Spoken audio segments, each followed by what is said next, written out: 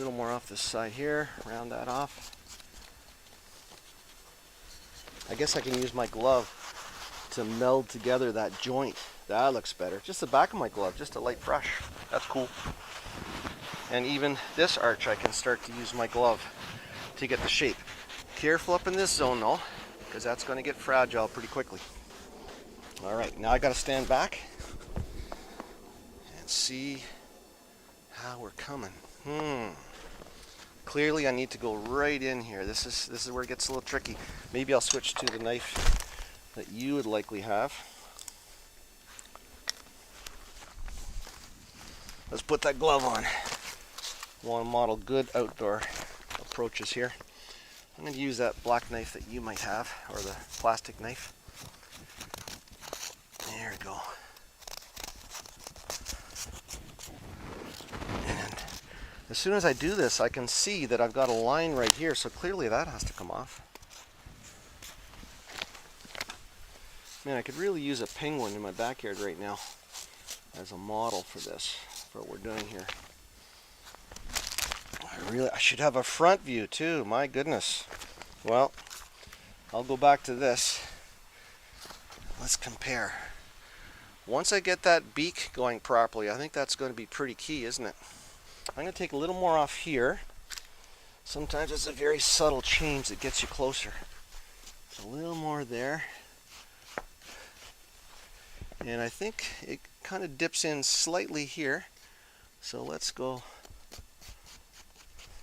a little bit of a bump on the back there. And then there's a little bit of a swoop here, isn't there? The same on that side. Okay, so how we doing? We got to come in at the bottom, so that's easy. Of course I got my support here. Well, this will work out well because I can put some feet.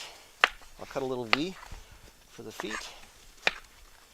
I guess I also sometimes call myself a speed carver because it's not like we have 3 weeks to do this. We've got maybe, what, an hour or so? So I was going to come in here a little, wasn't I? I'll cut a little off the feet. And if you do a Google on penguin feet, you'll be fascinated at what you see, and that will make it a lot easier for you to make the little claws that they actually have. I'm going to use my black knife, and I've got a bare hand, but just for a moment. And this would take a long time to get this right, and if I mess it up with packing snow, I can jam it on there. Even non-packing snow, if it was non-packing snow and I needed to patch, for example, a foot, I would take my snow and I would just hold it on there for maybe 30 seconds, applying pressure, and then I would let go, and then I'd leave it for an hour or so, probably 2 hours, and then do a little trial carve to see if it works, and that will usually work. I've got more info coming up on making patch snow, some other tricks too. All right, back to our penguin. I think it's time to put on some wings. Do we call them wings? All right, so I got to line it up and proportionally top and bottom. Right in the middle is where it starts. Top and bottom, there's the middle, and I'm going to just go for it. And then the back kind of goes like this. So there's my line, but it doesn't show, does it? So now I'm going to carve like this, and that will help define those shapes. All right. Now I could build this up with snow to make it more of a wing and even have it come out. You know what? Let's do that.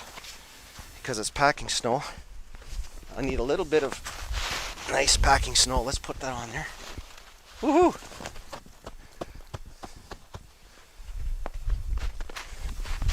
And if you were doing this with non-packing snow, you would just have to start with a bigger structure.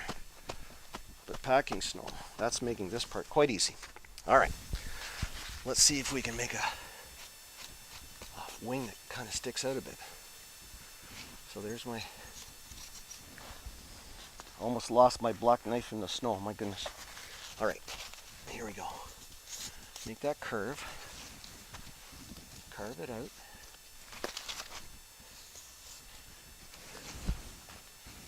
There we go. I'll use my hand to I'll call it sanding. It's not really sanding, but you get the idea. There.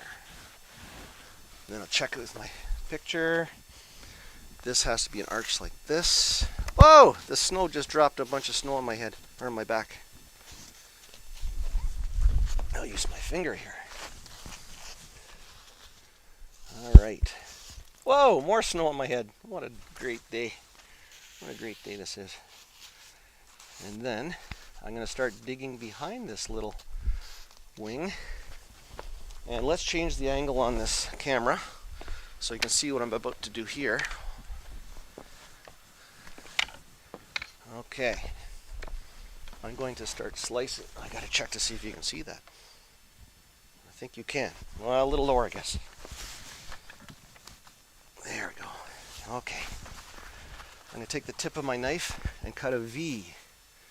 The V cut seems to be pretty important, doesn't it? And I'm going to start thinning it out.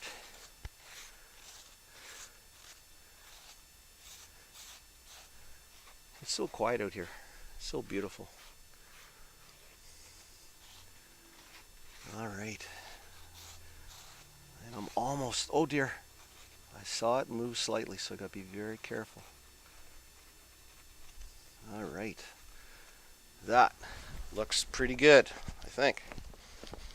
Yeah, for a first time speed carving for a video, I'm okay with it. Now let's try and adjust here and see if we can get that top done. My goodness, that's a challenge. All right, let's study the shape. We can hold it to see. What do you think I should do next? I think the beak needs a little work. So we're going to go like this. Carve it down. It's getting a little fragile. Oh, I just blew some off. That's a smart move. And I'm going to thin it up. It has to be thinner. Now I'm not just going to go hit straight in. I'm going to slice a little bit. Just little slices. And then carve it out. Same on the other side. I'm not going for the final shape yet because I want it to be structurally strong. I'm going to gently sand it a bit with my glove. Okay, we're getting there.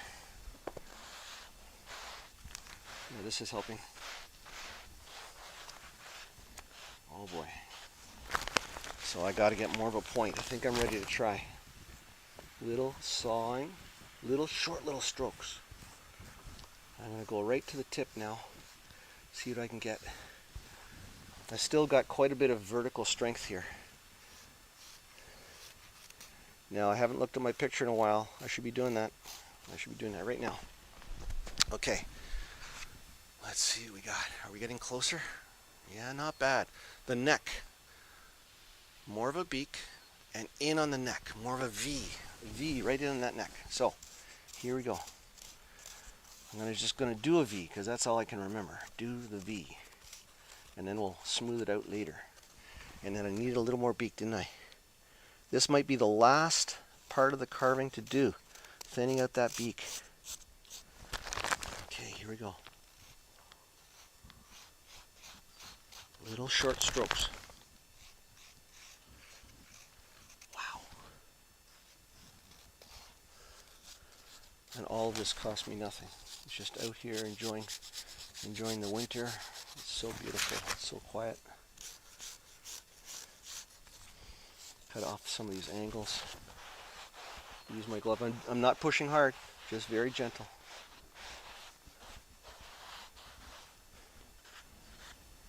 There, let's take a look.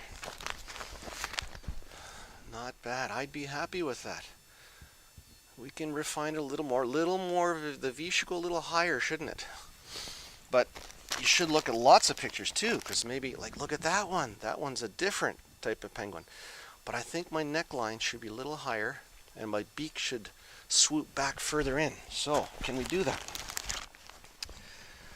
Okay, swoop that in. I'm going to try and cut on the other side so you can see.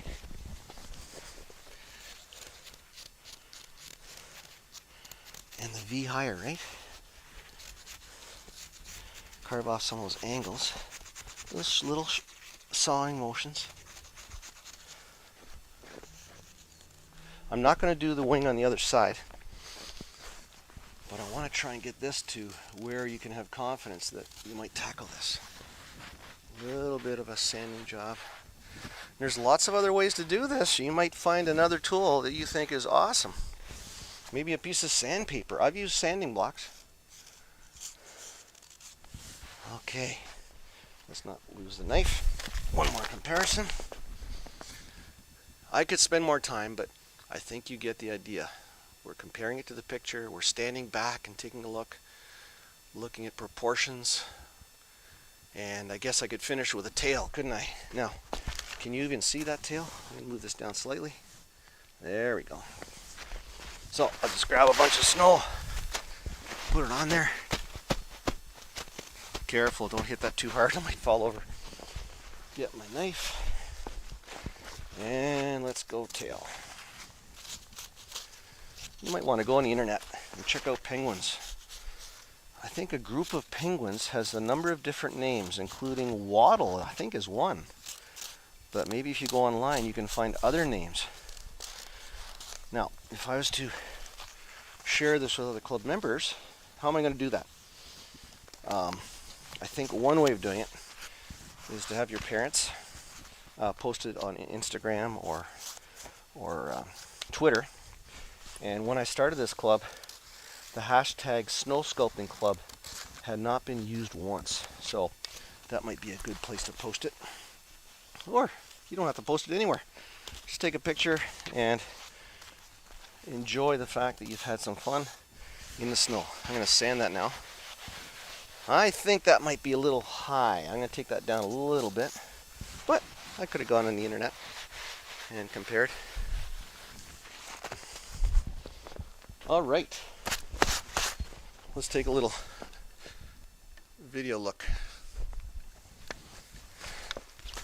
Just as my camera says it's low on power, because the cold is really tough on a camera. But let's see if that worked. There's my tail. The tail needs a little work, but it's a start for sure. And I think if I could get some eyes on this guy, that would be pretty cool. Let me go get some eyes. Okay, let's finish up with eyes. I've made a few eyes on my lathe. Here's a wooden one. How about this one? No, that's too big. Ridiculous. Here's a little human eye I made, and I put sticks in the back, so if I put them in, they don't fall out. But we're not going with that. The smallest ones I have are this one. I really should be smaller, but just for effect, I'll dig a little hole and I'll plunk in that eye. And I'll do the same on the other side. A little push. And it is a little too big, right? But can I cover part of that with some snow? Yeah, this might work. So let's go like this. There you go. That might just do the job. As soon as I touch it, it starts to melt the snow. So be careful. There, I think that's going to work. And I could try and do, let's see, let's do a little bit of a V cut here for where the opening would be for its mouth. That might give it a little bit of detail.